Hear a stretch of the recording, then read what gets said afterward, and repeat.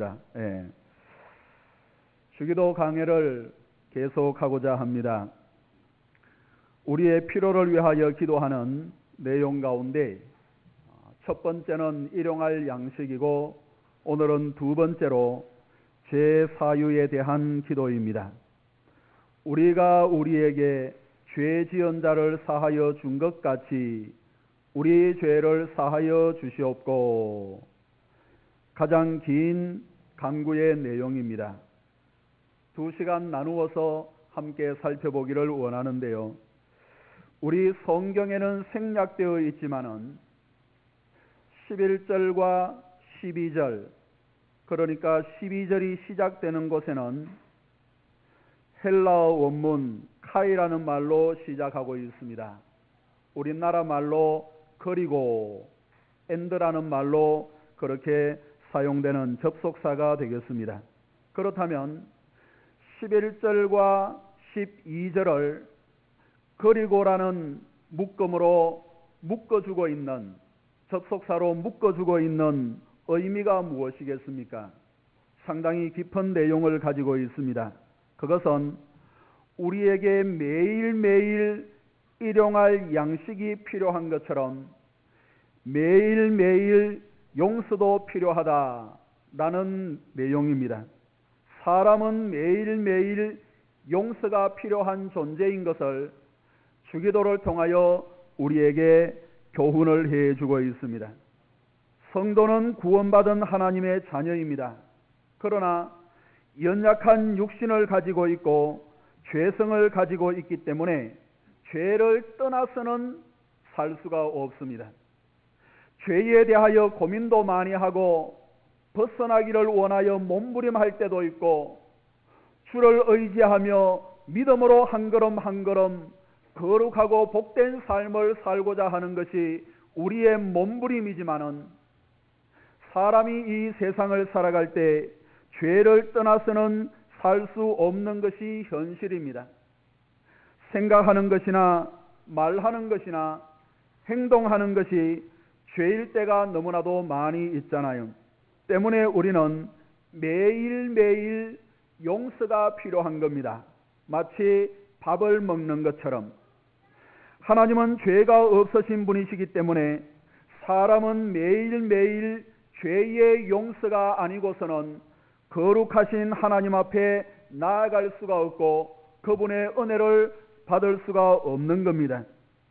그날의 죄를 해결하지 아니하고는 날마다 하나님의 나라를 경험할 수가 없는 거예요. 민수기 28장 3절 이하의 말씀을 보시면은 구약에도 이러한 것을 상번 제사로 매일매일 드리는 제사로 표현을 해주고 있습니다. 그래서 어린 양 2마리를 아침에도 드리고 또 저녁에도 해질 때에 드리라 라고 말씀하고 있는 것을 보게 되는데, 매일매일 하나님 앞에 정기적으로 상번제를 드리면서 죄의 용서를 구하는 것이 구약이나 신약이나 계속되어야 할 인생의 삶이라는 것을 우리에게 보여주고 있습니다. 마태복음 5장 27절 이하의 말씀을 보시면, 또 간음하지 말라 하였다는 것을 너희가 들었으나 나는 너희에게 이르노니 음욕을 품고 여자를 보는 자마다 마음에 이미 간음하였느니라 라고 말씀을 하고 있습니다. 이렇게 세상에는 겉으로 드러나는 것도 있지만은 드러나지 않는 죄가 얼마나 더 많은지요. 그래서 하나님께서는 날마다 마치 밥을 먹는 것처럼 주님 앞에 죄 용서를 구하기를 가르쳐 주고 있는 겁니다. 사랑하는 여러분, 우리는 밥 먹듯이 죄 용서가 필요한 존재입니다. 주님은 우리가 연약한 존재인 것을 누구보다도 잘 알고 계시기 때문에 매일매일 일용할 양식을 위하여 기도하듯이 매일매일 죄의 용서를 하나님 앞에 구하라 라고 말씀을 해주고 있습니다. 야고보서 1장 15절에 보니까 욕심이 잉태한 즉 죄를 낳고 죄가 장성한 즉 사망을 낳느니라 라고 말씀을 하고 있습니다. 작은 죄라도 시간이 지나면은 크게 되고 그것은 곧 사망에 이르는 죄가 되기 때문에 매일매일 용서를 구하는 것이 우리에게는 필요한 것이다. 그날 그날의 죄를 밥 먹듯이 용서를 구하여 사망에 이르지 않는 죄가 되기를 간절히 원합니다. 바늘 도둑이 소도둑 되고요, 소도둑이 사형수가 되는 거잖아요. 이런 이야기가 있습니다. 사형 집행관이 사형수에게 마지막 소원이 무엇이냐 물었을 때 사형수는 어머니를 한번 보는 것이 제 소원입니다. 그래서 급히 어머니를 그 사형 집행 장소에 모시고 왔는데, 이 사형수가 어머니가 오자마자 어머니의 어깨를 털썩 잡고는 옷을 찢으면서 가슴이 다 나오게 하고는, 그리고는 그 가슴을 이빨로 물어서 찢어버렸습니다. 갑자기 아수라장이 되고 피가 철철 흐르는 그러한 상황이 되었습니다. 그때 그 사형수는 눈물을, 닭똥 같은 눈물을 뚝뚝 흘리면서, 만일 어머니가 내가 어릴 때 학교 다닐 때 아이의 친구들의 노트를 훔쳐오고 연필을 훔쳐올 때 그것은 잘못된 거야. 다시는 그렇게 하지 마. 음악에 책망을 하고 매를 쳤다라면 오늘 같은 일들이 없었을 테인데, 아이고 우리 아들 잘한다, 아이고 우리 아들 잘한다 라고 말씀을 해서 나는 어머니를 기쁘게 하고 부모를 기쁘게 하는 일로 생각을 하고 친구들의 노트를 훔치고 나중에는 다른 것까지 훔치고 이제는 사형수가 되었습니다 라고 얘기하는 이야기가 있습니다. 사랑하는 성도 여러분, 성도는 구원받아 하나님의 자녀가 되는 순간 모든 죄를 다 용서받았지만은 그 모든 죄의 은혜를, 사유하심의 은혜를 그날 경험하시게 하시기 위하여 또 우리는 또 죄 가운데 행하기 때문에 마치 밥 먹듯이 매일매일 하나님 앞에 간구하여 죄 용서를 받아라 하는 내용의 의미가 11절과 12절의 내용에 그리고 라는 내용으로 연결해 주는 의미라고 하겠습니다. 우리 성도들에게는 이런 경험들이 한두 번 이상은 다 있을 겁니다.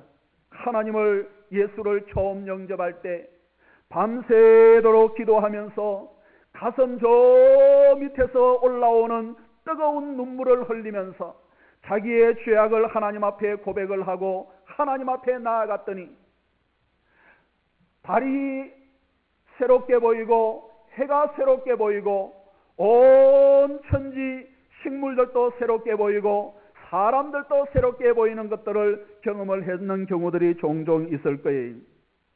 혹 그런 기쁨과 감격은 없었다 하더라도 잔잔히 자신을 돌아보며 하나님 앞에 기도하고 간구할 때 하나님께서 위로해 주시고 자기의 삶이 과거와는 달라진 신앙과 삶의 모습들을 우리는 경험하면서 살아가는 경우들이 많이 있습니다. 이렇게 죄 가운데 있는 인생이지만은 그 죄의 사유하심이 얼마나 기쁘고 복된 것인가를 하나님께서는 깨닫고 축복으로 주시기 위하여 매일매일 일용할 양식을 구하듯이 죄 사유하심을 구하라고 말씀을 해주고 있습니다. 그리고 죄는 사람의 마음과 의지를 지배하기 때문에 죄를 가지고는 결코 감사할 수가 없고 선한 일을 할 수가 없는 겁니다. 죄는 사람의 감정과 정서를 지배하기 때문에 그 죄를 가지고는 바른 신앙생활을 할 수가 없기 때문에 주님께서는 그날의 죄악을, 그날의 허물을 하나님 앞에 고백을 하고 사유하심의 은총을 경험하기를 말씀을 해주고 있습니다. 로마서 1장 21절의 말씀을 보시면은 하나님을 알되 하나님을 영화롭게도 아니하며 감사하지도 아니하고 오히려 그 생각이 허망하여지며 미련한 마음이 어두워졌나니, 하나님을 알지만은 죄가 자리 잡고 있기 때문에 하나님 앞에 감사하지 못하고 오히려 일그러진 삶을 살아가게 된다는 내용의 말씀이, 죄는 죄에게로 기울어지는 경향이 있기 때문에, 그래서 매일매일 일용할 양식을 구하듯 죄 사유함의 용서를 구하라고 말씀을 해주고 있습니다. 그리고 죄의 용서가 우리 마음과 생활에 항상 필요한 것은 사람이 죄를 가지고는 풍성한 삶을 살 수 없기 때문에 그렇습니다. 요한복음 10장 10절의 말씀을 보시면은 내가 온 것은 양으로 생명을 얻게 하고 더 풍성히 얻게 하려는 것이라 라고 말씀을 해주고 있습니다. 죄는 불안한 거예요. 죄는 답답하고 두려운 거예요. 그래서 자수하는 사람들이 많이 있잖아요. 죄가 자리 잡으면 원망하고 불평하고 그렇게 하게 되는 거예요. 세상이 달라졌기 때문에 세상에 불평거리가 많아서 그런 것이 아니라 그 마음속에 죄가 자리 잡고 있기 때문에 원망하고 불평하는 모습들을 광야의 40년 동안 우리에게 보여주는 내용이에요. 그래서 원망이나 불평이나 두려움이나 불안이나 죄의 요소를 가지고는 풍성한 삶을 살 수가 없기 때문에 마치 일용할 양식을 구하듯 매일매일 사유하심의 은총을 구하라고 말씀을 해주고 있습니다. 그리고 죄는 사람을 영원히 파멸시킬 것이기 때문에 반드시 용서받아야 하는 겁니다. 로마서 6장 24절에 보니까 죄의 삭은 사망이요 라고 말씀을 하고 있습니다. 죄는 사탄의 지배 아래 놓이게 하고 영원한 진노 아래 놓이게 하기 때문에 반드시 용서받아야 하는 겁니다. 이렇게 죄는 아주 다양한 모습으로 우리를 불편하게 하고 구속하게 하고 사망에 이르게 하기 때문에 반드시 그날 필요한 사유 은총을 통하여 해결되어야 하는 겁니다. 잠시 생각하거나 실수할 때는 있지만 죄가 뿌리를 내리고 둥지를 깊이 털어서는 아니 되는 거예요. 죄가 우리 마음과 영과 삶에 둥지를 털면 되지 아니하기 때문에 그날 일용할 양식을 구하듯 매일매일 주님 앞에 사유의 은총을 구하라고 11절과 12절은 그리고 라는 말씀으로 연결되고 있는 것을 보게 됩니다. 그렇다면 첫째로 죄가 무엇일까요? 죄가 무엇일까요? 교회 다니면은 가장 많이 듣는 것 가운데 하나가 죄인. 왜 그렇게 교회는 죄가 많고 죄인이 많은지 모르겠어요. 죄가 무엇입니까? 죄를 가리키는 신약 성경의 가장 대표적인 단어는 바로 하말티아입니다. 하말티아. 오늘 동일한 본문을 기록하여 주기도를 누가복음에도 말씀을 해주고 있는데 11장 4절에는 하말티아라는 말씀으로 죄라는 것을 기록을 해주고 있습니다. 그래서 죄라는 것을 기억하기 쉽게는 활을 쏘는 궁수를 생각을 하면은 죄가 무엇인지를 쉽게 이해를 하고 기억을 할 수가 있습니다. 우리나라 양궁은 이 효자 종목 가운데 하나이잖아요. 그리고 우리나라 양궁 선수 출신들이 세계적으로 감독을 하고 또 코치를 하면서 대한민국의 이름을 이렇게 많이 드높이는 모습들을 볼 수가 있는데 양궁을 죄로 생각을 하면은 쉽게 이해를 할 수가 있습니다. 이제 궁수가 화살을 쏘는데 화살은 성도의 삶이라고 하겠습니다. 저 멀리 관역이 있는데 관역은 하나님의 말씀, 하나님의 뜻, 우리가 그렇게 살기를 원하는 하나님의 내용이에요. 그래서 궁수가 화살을 쏘는데 화살이 관역에 꽝 하고 꼽히면은 참 좋겠는데 이게 관역에 쿵 하고 꼽히지 아니하고 넘어간다든지 비껴간다든지 가지 못하고 중간에 떨어진다든지 이게 바로 죄인 거예요. 우리의 삶이 하나님의 말씀에 적합하여 살아가면은 참 좋겠는데 넘어간다든지 비껴간다든지 좌우로 치우친다든지 모자란다든지 하는 것은 다 하말티아, 죄가 되는 겁니다. 그리고 본문은 죄를 오페일렛마타라는 말로 기록을 해주고 있는데 또 대표적인 단어 가운데 하나인 이것은 빚, 채무, 의무라는 말이 되겠는데 복수로 사용을 하고 있습니다. 그러니까 주기도를 성경에 두 곳에서 말씀을 해주고 있는데 두 단어를 사용하면서 죄가 무엇인지를 정확하게 말씀을 해주고 있는 거예요. 하말티아라는 말씀으로 얘기를 해주고 있고 빚이라는, 의무라는, 채무라는 것으로 또 보충을 해주고 있는 겁니다. 성경은 의무와 빚과 죄와 같은 단어를 동일하게 사용을 하고 있습니다. 사람은 여러 가지 의무가 있잖아요. 많은 의무가 있습니다. 그런데 그 의무를 이행하지 아니하면은 빚이 되는 거예요. 마땅히 해야 함에도 불구하고 그것을 계속해서 하지 아니하면은 죄가 되는 겁니다. 은행에 가서 돈을 빌리는데 월 얼마씩 갚기로 하고 돈을 빌리잖아요. 그런데 그 의무 사항을 준수를 하지 아니하면은 채무자가 되잖아요. 그것도 신용 불량자가 되는 겁니다. 그런데 그것이 시간이 더 지나가면은 잘못하면은 감옥에 가게 되잖아요. 의무가 빚이 되고 빚이 죄가 되는 것을 말씀을 해주고 있는 겁니다. 사람에게는 보통 세 가지 대상에게 의무가 있습니다. 자기 자신과 이웃과 하나님. 세 가지 대상에게 의무가 있어요. 그래서 우리는 우리 자신에게 의무가 있습니다. 자신에게 결정하고 결심을 하고 무엇을 해야 되겠다 다짐을 하는 경우들이 있지요. 그래서 그것을 잘 하면 좋겠는데 그렇게 하지 못하면은 의무를 이행하지 아니하면은 빚이 되고 그것을 청산하지 못하면은 결국 죄가 되는 겁니다.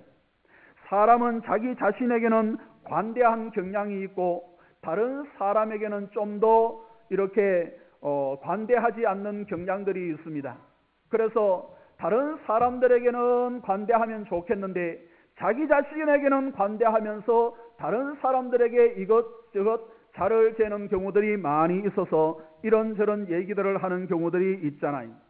그런데 자기 자신에게 관대하다 보면은 이것도 하지 아니하고 저것도 하지 아니하면 그것으로 끝나는 것이 아니라 의무를 이행하지 아니하면은 그것이 빚이 되고 나중에는 죄가 된다 하는 내용의 말씀이. 그리고 우리는 이웃에 대한 의무가 있습니다. 마땅히 해야 할 의무가 있습니다. 남편은 남편에게, 아내는 아내에게, 그리고 우리는 성도로서 직분자로서 이렇게 해야 할 의무들이 있지 않겠습니까? 그런데 그 의무들을 감당을 하지 아니하면은 이게 빚이 되는 거예요. 없어지는 것이 아니, 그것으로 끝나는 것이 아니, 이게 쌓이는 거예요. 그리고 결국 오랫동안 그렇게 되면은 그것이 죄가 되는 겁니다. 사랑하는 여러분, 직분자가 직분을 감당하지 아니하면은 그것으로 끝나는 것이 아니, 반드시 갚아야 하는 채무가 되고 갚지 아니하면은 죄가 되는 거예요.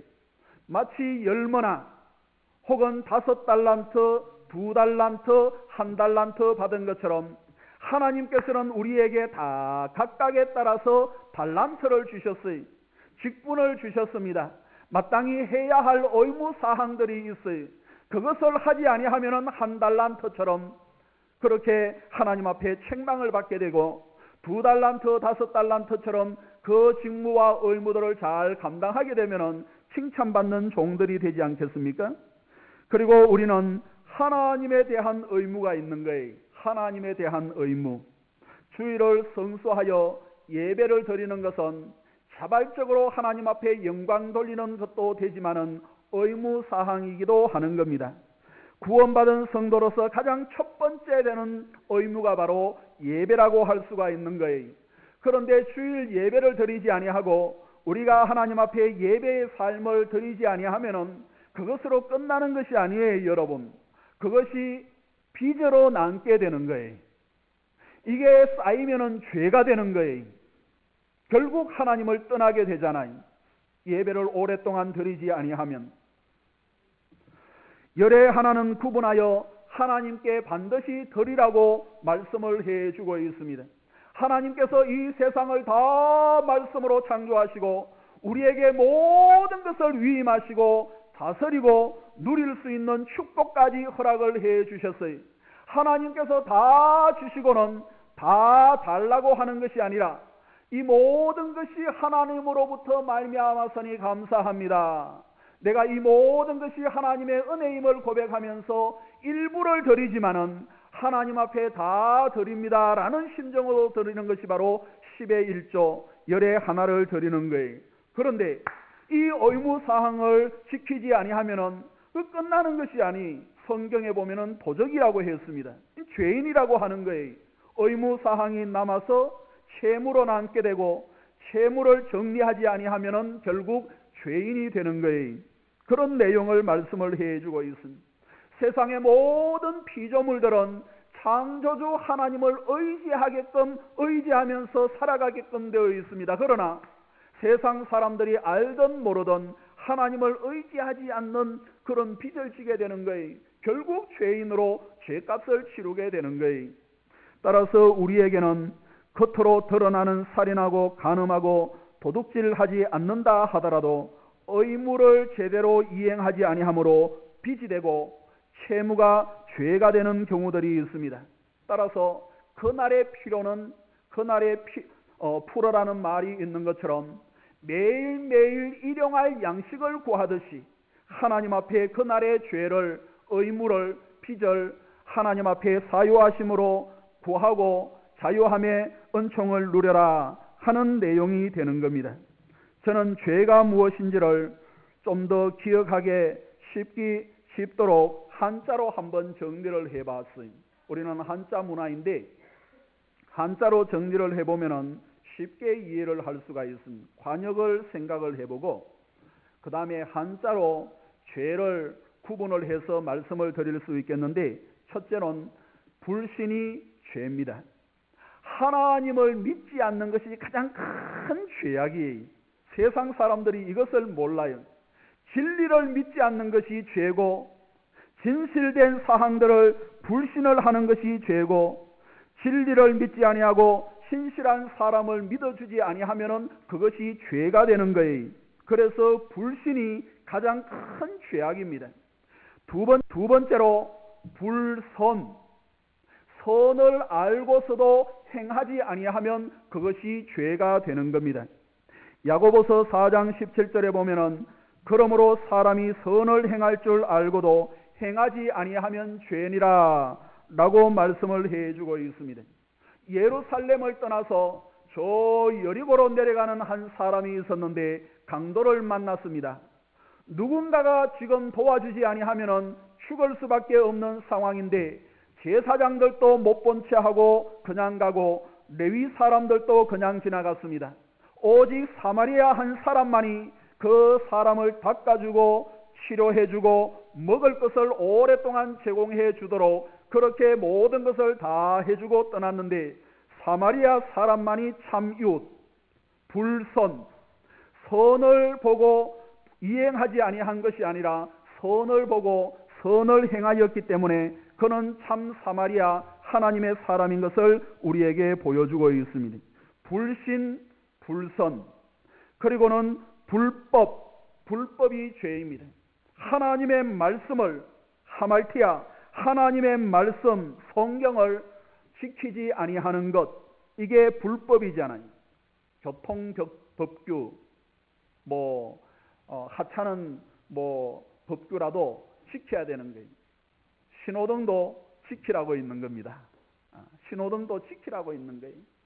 간혹 가다가 새벽 시간에 신호등을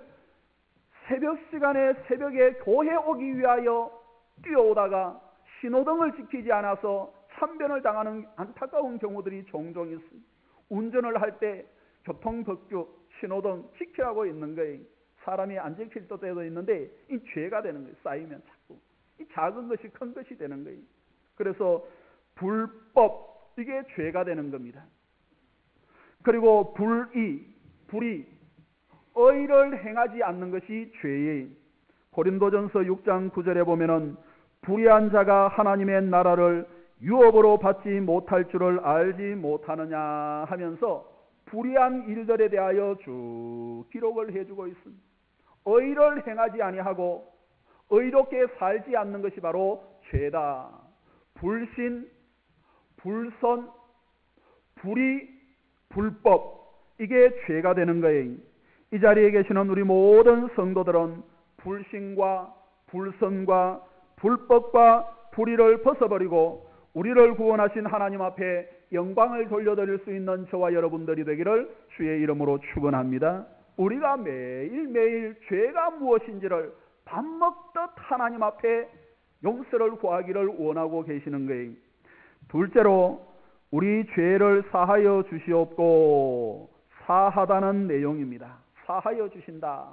다른 내용들은 다음 시간에 살펴보고 사하신다의 의미를 한번 살펴보신다면 사하여 주시옵고 사한다 이런 말은 탕감하다, 면제하다, 용서하다, 사면하다, 사면하다. 완전한 탕감, 완전한 사면, 완전한 복권 이런 것을 의미하는 것이 바로 사하다. 우리 죄를 사하여 주시옵고 하는 말은 우리의 빚을, 우리의 의무를, 우리의 죄를 완전히 탕감하여 주시옵고 하는 내용이 되는 겁니다. 용서에 대하여 가장 잘 설명하고 있는 본문 가운데 하나가 마태복음 18장인데 21절에 베드로가 이렇게 주님께 질문을 하고 있습니다. 선생님, 주님, 형제가 내게 죄를 범하면 몇 번이나 용서하여 주리이까? 7번 하면 되겠습니까? 라고 질문을 하고 있습니다. 베드로 역시 유대인으로서 유대인의 덕목 가운데 하나가 용서인데 그 당시 관행은 7번까지 용서해 주는 것이 그들의 사상이었습니다. 아주 너그러운 그러한 사회죠. 그래서 예수님에게 7번까지 해주면 되겠습니까? 라고 질문을 하는 거예요. 같은 일에 대하여 7번까지 용서한다는 것은 대단한 것 아니겠습니까? 우리는 어떻습니까? 한 번만 더 하면 죽는다. 우리는 그러잖아요.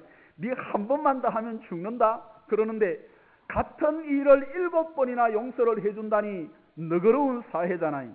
베드로가 그렇게 얘기를 하는 거예요. 그때 우리 주님께서 하시는 말씀이 무엇이에요? 7번에 70번. 70번. 7번에 70번. 77이 490번. 그러면은 490번을 용서하라는 얘기예요? 그렇지 않습니다. 끝이 없다는 말씀이 횟수와 범위를 한정하지 말고 세지 말고 용서하라 하는 내용의 말씀이, 사랑하는 여러분, 용서라는 말은 어디에서 기원하고 어디에서부터 출발을 하는고 하니까 아기를 잉태한 산모가 자신의 태아에게 느끼는 감정, 여기에서 기원한 말이 바로 용서라는 말이에요. 아기를 가진 엄마가 그 아기를 키우면서 느끼게 되는 감정, 여기에서부터 용서라는 말이 시작이 되었어요. 주님은 지금 베드로에게 어머니가 자식을 용서하는 것처럼 용서하라고 그렇게 말씀을 해주고 있습니다. 사랑하는 여러분, 여러분들 자녀를 키우실 때 여러분들의 자녀를 몇 번까지 용서해 보셨습니까? 여러분들 자녀를 다 키우시잖아요. 여러분들의 자녀들을 몇 번 용서하셨어요? 세면서 용서하십니까? 달력에 발을 정자 끄면서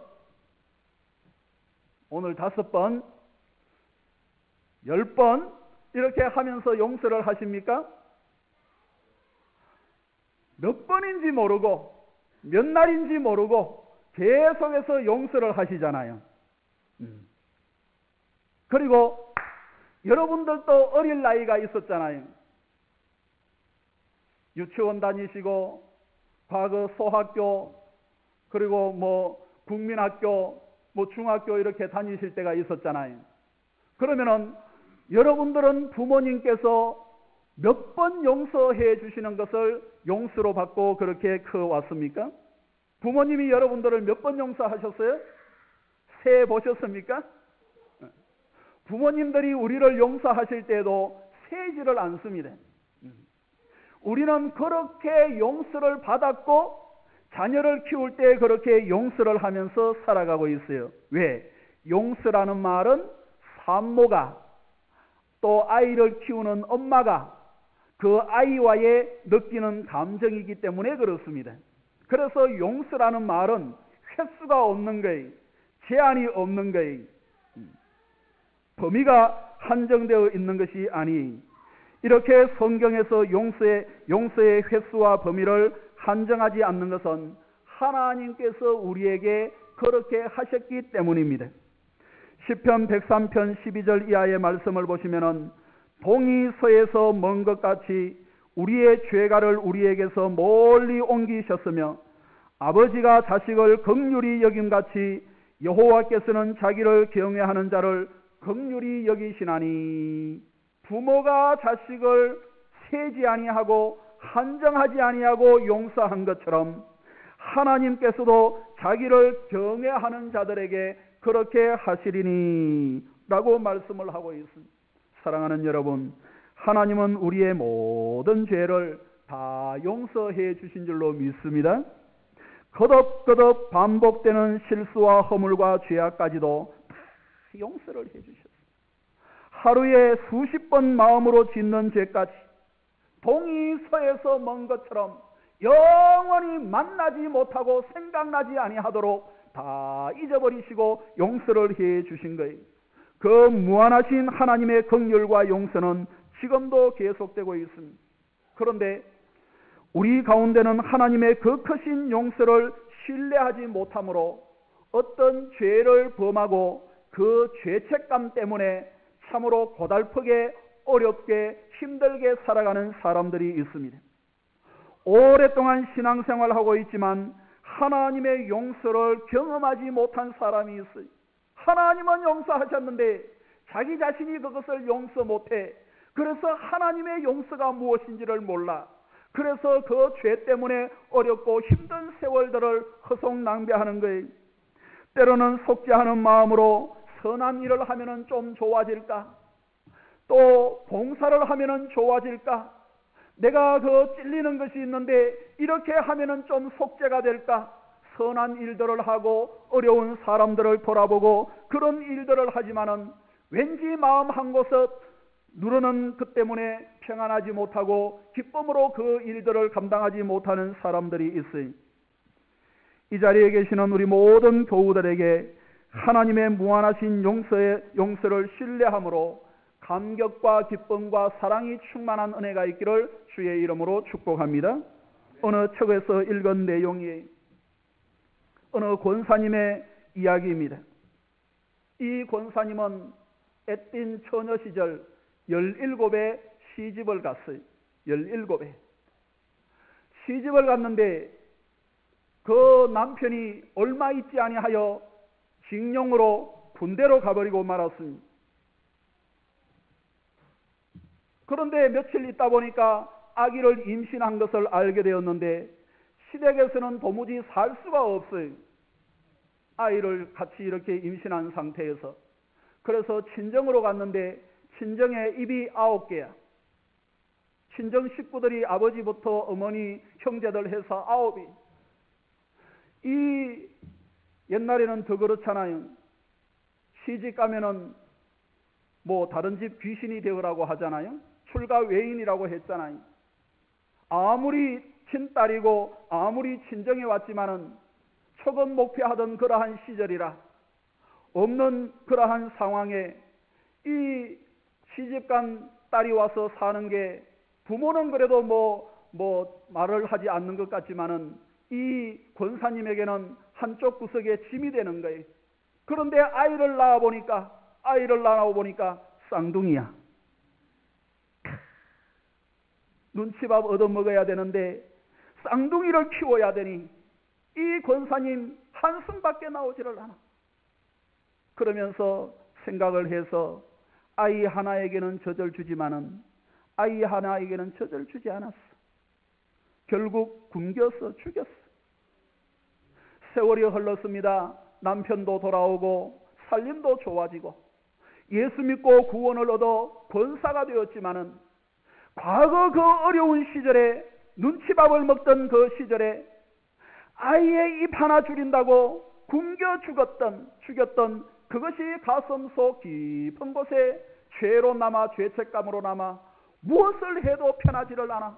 맛있는 것을 먹어도 아이 생각, 좋은 옷을 입어도 아이 생각, 신앙생활을 하면서 그래도 열심히 봉사하고 열심히 충성하면 좀 괜찮아지겠지 라고 하면서 열심히 그 누구보다도 충성하고 봉사를 하는데 기쁨이 없어. 그러던 어느 날 목사님의 말씀을 듣는 중에 주님은 십자가에 못 박혀 돌아가실 때 이미 우리의 모든 죄를 다 사하여 주셨습니다 라는 말씀을 들었는데 평소에는 그것이 가슴에 와닿지 않았는데 그날따라 그 권사님의 심장을 뚫고 영원히 박히는 못이 되었어. 그래서 그날 밤에 모든 성도들이 다 집으로 돌아갔지만은 그 권사님 집으로 돌아갈 수가 없어.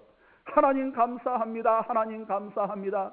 밤을 새워가면서 눈물로 감사를 하고 회개를 하면서 그렇게 하나님 앞에 기도를 드렸는데 일어나서 그 다음날 해가 달라지고 태양이 달라지고 삼천초목이 달라지고 모든 것이 다 달라졌어. 하나님께서는 그 어미의 어린 아이를 죽였던 그 의미의 죄까지도 십자가에서 다 용서해 주셨다는 그 용서의 마음이 가슴을 편안하게 하고 그 뒤로는 감사와 기쁨으로 충성하고 봉사하고 행복한 삶을 살았다는 내용의 말씀. 사랑하는 여러분, 하나님은 그 어떤 죄라도 용서하시는 분이신 줄로 믿습니다. 하나님의 그 크신 긍휼에는 끝이 없습니다. 그 누구에게도 알리고 싶지 않고 알아서도 안 될 그 죄악까지라도 십자가의 능력으로 사함을 받지 못할 죄악이 없는 거예요. 하나님의 그 무한하신 긍휼과 용서를 믿음으로 모든 죄책감에서 자유함을 누릴 수 있는 저와 여러분들이 되기를 주의 이름으로 축원합니다. 또 한 가지 위대한 용서의 말씀은 누가복음 15장 탕자의 비유에서 볼 수가 있습니다. 아버지의 유산을 살아있을 때 나누어 달라고 하는 것은 그 당시에 돌을 맞아 죽어야 하는 상황이에요. 그런데 아버지가 돌을 던져 아이를 죽이는 것이 아니고 그 유산을 나누어 주었습니다. 그런데 이 아들이 아버지와는 멀리 떨어져 있는 저 먼 도시로 가서 허랑방탕 다 쓰고 말았습니다. 나중에는 돼지가 먹는 시험 열매를 먹으면서 배를 채우려고 했지만은 그것조차도 모자랐어요. 그래서 고민하다가 집으로 돌아가야 되겠다. 살기 위해서 집으로 돌아가야 되겠다.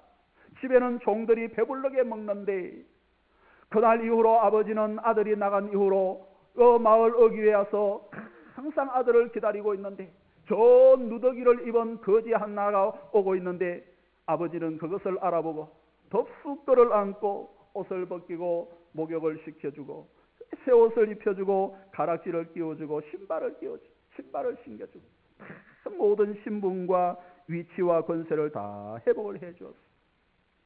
만일 아버지께서 돌아온 탕자에게 너 그렇게 많은 재산 다 어떻게 했냐? 라고 물었다고 한다면 그 탕자의 마음이 얼마나 불편했을까요? 목욕을 시켜주어도 반지를 끼워도. 만일 아버지께서 돌아온 탕자에게 너는 앞으로 어떻게 할 작정이냐? 라고 물었다고 한다면 그 아들이 얼마나 부담스러웠겠습니까? 만일 아버지가 돌아온 탕자에게 이번만큼은 용서해 주지만은 다음에는 절대로 안 된다 라는 얘기를 했다고 한다면 이후 아버지 집에 어떻게 고개를 들고 살 수가 있었겠습니까? 결국 그것이 부담이 되어 또다시 집 나간 탕자가 되지 않았겠습니까? 그러나 아버지는 허랑방탕 아버지의 유산을 다 써버리고 거지가 되어서 돌아온 그 아들에게 이런 방구 한마디 하지 아니하고 다 다 채워주었어. 이것이 하나님의 사랑인 줄로 믿습니다.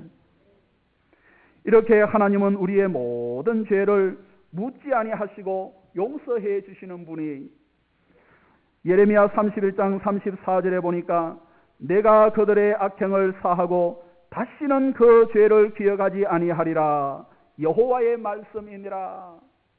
하나님이 그렇게 말씀을 해 주시는 거예요. 그 은혜와 사랑에 우리가 감복하면서 주님 앞에 그 은혜를 경험하기 위해서, 하나님의 사랑과 하나님의 용서가 무엇인지를 또 누리기 위해서, 아니 우리는 또 죄 가운데 죄를 짓는 죄성을 가지고 또 죄를 지을 수밖에 없기 때문에 매일매일 일용할 양식을 구하듯 하나님께 사유하심의 은총을 구하게 되고, 또 하나님께서 주시는 은혜를 누리면서 내일 또 죄를 범하는데 그것까지도 하나님께서 다 용서해 주신 것을 믿음으로 기도하면서 은혜를 누리게 되는 거예요.